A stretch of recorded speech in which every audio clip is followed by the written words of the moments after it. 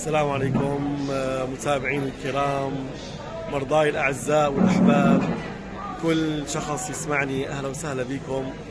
طبعا أنا سافرت حاليا إلى سلطنة عمان في مدينة مسقط. 8 سنوات في تركيا كانت مرت يعني بحلوها ومرها. حاليا راح نبدأ إن شاء الله هو بسلطنة عمان. بالنسبة لموضوع المرضى كثير والمتابعين اللي سألوني عن الاستشارات والمعاينات.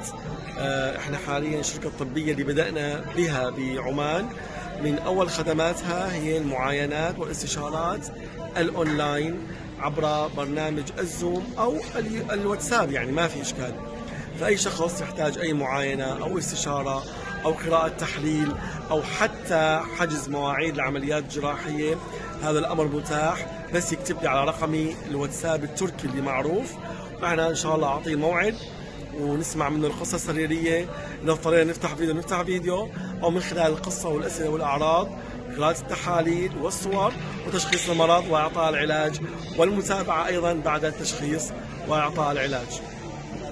بالنسبة للعمليات الجراحية، فريقنا الجراحي لا زال موجود باسطنبول لإجراء ومتابعة كافة العمليات الجراحية بالتنسيق المباشر أيضا معي عبر رقمي على الواتساب، رقم التركي، وعبر الفريق تبعنا باسطنبول. ويعطيكم العافية ونبقى على التواصل.